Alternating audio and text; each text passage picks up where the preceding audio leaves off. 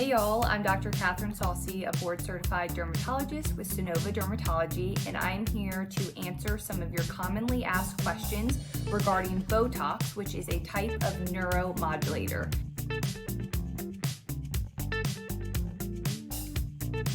So what is Botox and how does it work? Botox is a type of neuromodulator. A neuromodulator is a substance that's injected into the muscle to temporarily reduce or prevent muscle contraction and therefore muscle movement. By temporarily reducing muscle movement, we can soften fine lines and wrinkles by reducing that movement.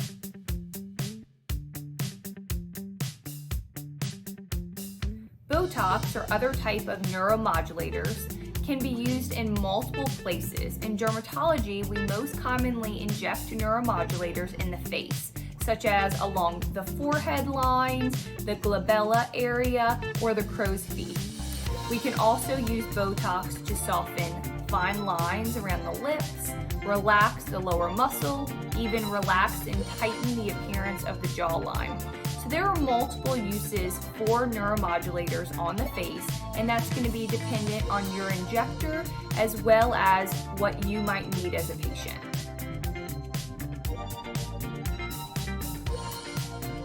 So a common question we get is Botox or other neuromodulators, are they safe?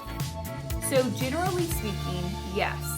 Neuromodulators are considered safe when injected appropriately by a trained medical professional using the appropriate placement and appropriate dosage for what you're trying to achieve.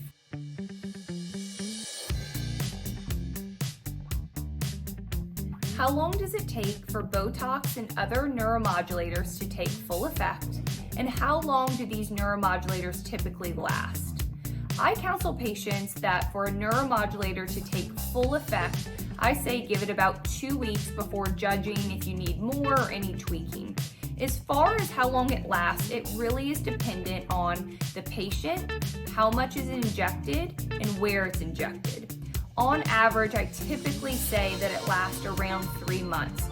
However, that can vary to less or more, again, depending on which muscle is injected and how much is used.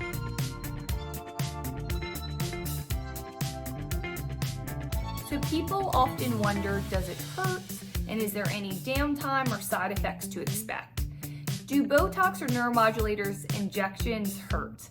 I personally would say no, but I often describe it as a very quick little bee sting that only lasts for a few seconds. As far as downtime goes, every provider might counsel differently, but on average, most providers would suggest not working out, doing any heavy lifting, getting your heart rate or blood pressure up for at least 6 hours or more after. So I typically counsel patients not to exercise for the rest of the day.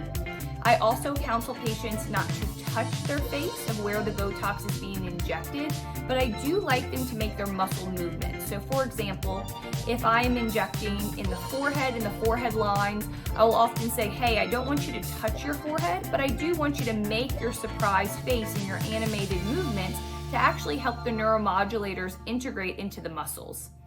As far as other downtime, I typically recommend not taking a nap, getting a massage, anything that's putting pressure or movement on your face manually until you go to bed at night. Other side effects that are reasonable to expect would be a little bruising, swelling, maybe kind of red raised areas. Those typically go away within a few hours. If you have a bruise, that'll last a few days.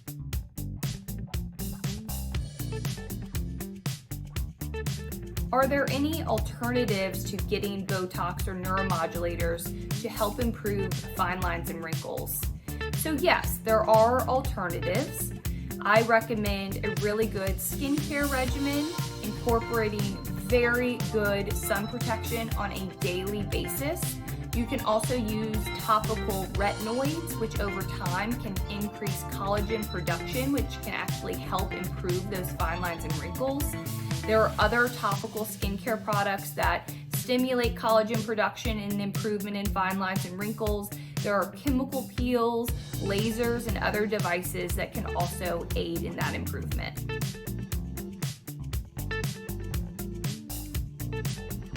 Hello, my name is Daniel. I'm a dermatology physician assistant, and I wanted to go over a few questions that I get asked frequently in clinic.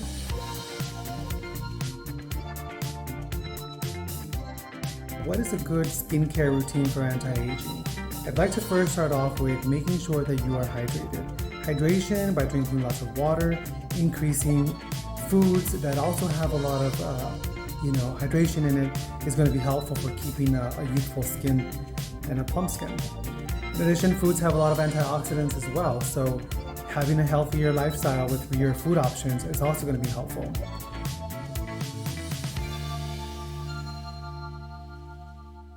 I think sleep also plays a critical role in having a good skin outcome. So that is also very important in addition to everything we just spoke about.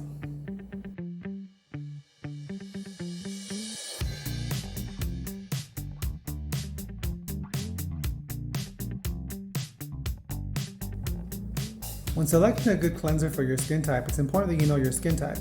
That is important because you want to make sure that your skin is going to be hydrated and not dry or irritated. So that's going to help as well.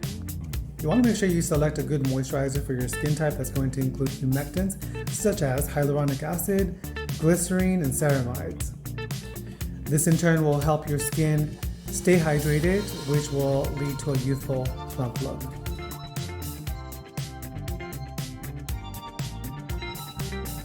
And why is sunscreen very important?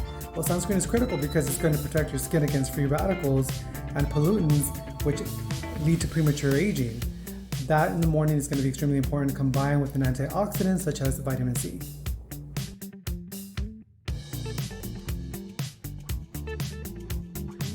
You also want to avoid sun exposure, typically between the hours of 10 a.m. and 2 p.m., 2 to 4 p.m. That's when the highest index of UV exposure is going to be happening. So wearing long hats that are going to cover most of your skin, shades, protective clothing that protects against UV exposure.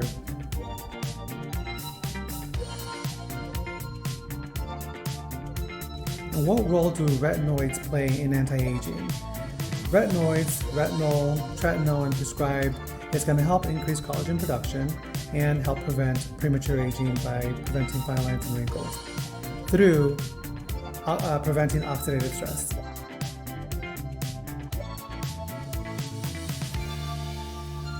So to summarize, I think it's extremely important that our skin is hydrated, and you can do this through lots of different things. And like I mentioned before, keeping hydrated, your food intake, making sure it's a little bit more healthier lifestyle options, and then a good skincare routine.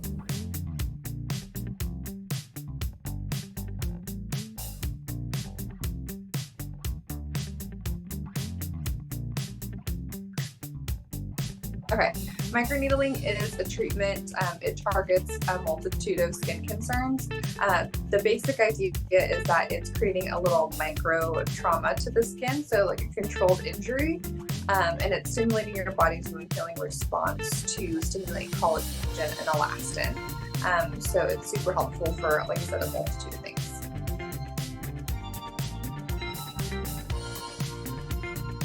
Yeah, the main benefits are really to get that collagen production going for you. So whether you're interested in it for like acne scarring, or anti-aging, or just scarring anywhere on the body, the face, things like that, it's going to help like even out textural improvements.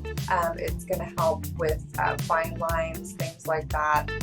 It's also going to help sometimes I love it for people with melasma to kind of break up some of that deep pigmentation. So yeah, you can really use it for a lot of things depending on what you're interested in.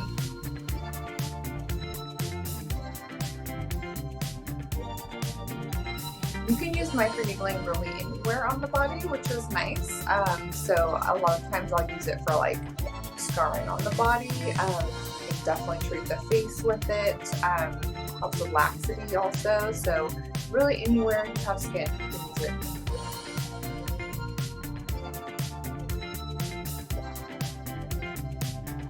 There's different types of microneedling, so it just depends on which type you're doing. Typically with radio frequency microneedling, I will tell people like 3 sessions to get started. If you're doing traditional microneedling, anywhere from 3 to 6 sessions, and that's depending on like what your main concern is also. Okay.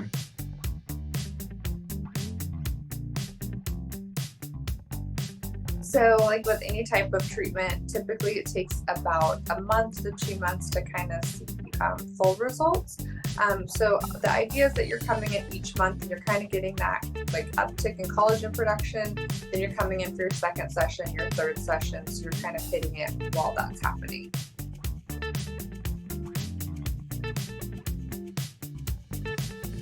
Yes, again, it depends on which type of microneedling you do. Typical downtime would be like redness day of treatment, a little bit of redness the day following. Sometimes day 3, day 4, people can get a little bit dry or flaky.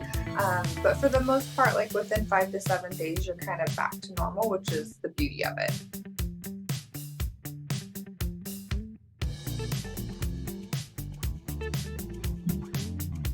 Yes, we have quite a variety of things that you can combine microneedling with. You can combine it with PRP, which is like your body's own growth factors.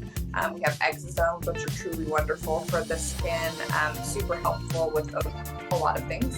And then you can also combine it with other treatments as well. You can combine it with laser, things like that. So there are a ton of different combinations you could do.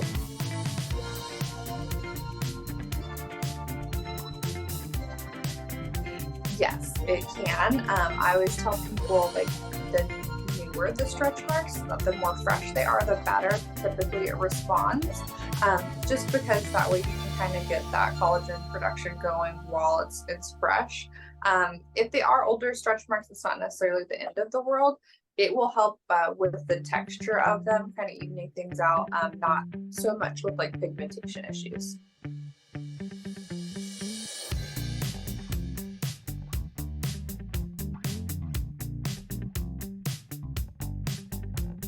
Yes, so chemical peels are, I kind of think of it like a rapid exfoliation for the skin. So basically the chemicals are going in there, they're kind of breaking up those little, I always tell people think of like brick and mortar. It's breaking up kind of the mortar part of it. So loosening up those old dead skin cells that we have on the surface and just doing a quick exfoliation of them. So helping with like pigment, fine lines, just kind of freshening up the skin.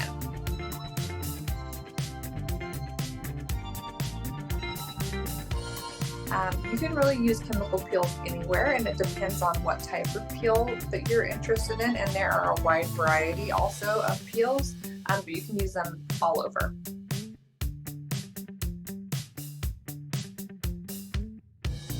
So chemical peels, like I said, there's a wide range. Like I said, you have anywhere from where you're doing like superficial peels, like maybe a little salicylic or glycolic, where you won't have any downtime. Maybe a day or two you might feel a little dry, but you can go about your normal activities. I usually like to start people off with these if you've never done a peel before, or if you're just kind of looking for like a little freshening up. Then you kind of have like some mid-level where you can kind of layer things, which is nice. Like I said, you might have a day or two where you're kind of tight, dry, feel like you have a sunburn, but typically you might get a little flaky, but you're not gonna peel. And then you have your higher level ones, like your TCAs, more advanced peels, things like that.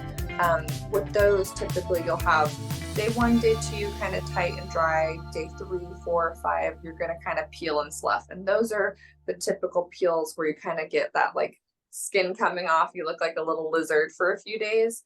But those are really beneficial. Again, it's very dependent on if you've done peels before or what your downtime you have or where you kind of want to go with, your treatment.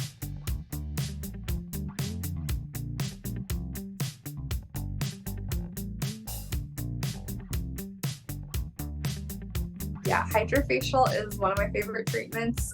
It is so nice. It's a no downtime facial. So if you're like, I don't know where to start, I always tell people to start with a hydrofacial. Basically, it's 4 steps. You get exfoliation in the beginning that kind of helps slough off that like top layer of dead skin we have. The second part is a peel, and when we say peel, it's one of those peels where you're not going to have any downtime, just a little glycolic, a little salicylic to kind of freshen the skin. Then we do extraction, so that kind of helps. It's a really fun part. It helps kind of pull any like little blackheads, things like that out of the skin, and just leave it really clean. And then the last step we do is hydration. So it kind of rehydrates, put some hyaluronic in there, and that's the part that leaves you like nice and glowy after your treatment.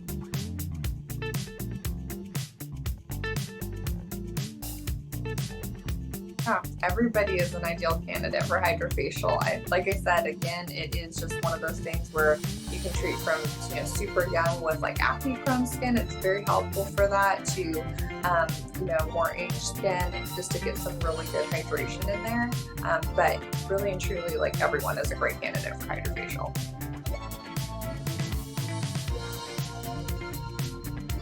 Hydrofacial, immediately after you get that nice increased level of hydration in the skin, you're going to be really exfoliated, like I said, nice and glowy and like dewy looking. So it's great before like a big event. Typically, my hydrofacials, like for my patients, I always recommend like they're going to be kind of your maintenance treatments. So you can come in and do them monthly, every 4 to 6 weeks, just to kind of help with that cell turnover. And again, you can also do them like in between bigger procedures if you're doing peels or laser or things like that. It's just a nice refresher for the skin too.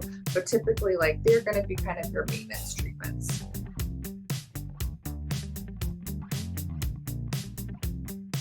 So hydrofacial, like, you can customize it to make it really whatever you would like, which is the beauty of it. They have these boosters that you can add on that you can target like pigmentation, or if you need a little bit more hydration, or we have an elastin booster, which is wonderful for like collagen. It also has customized like levels of the glycolic and salicylic that you can use. And then my personal favorite is to do the hydrofacial with the dermaplane, because you're kind of taking off like a little top layer of peach fuzz. All your products are going to penetrate a little bit better, more effectively for you.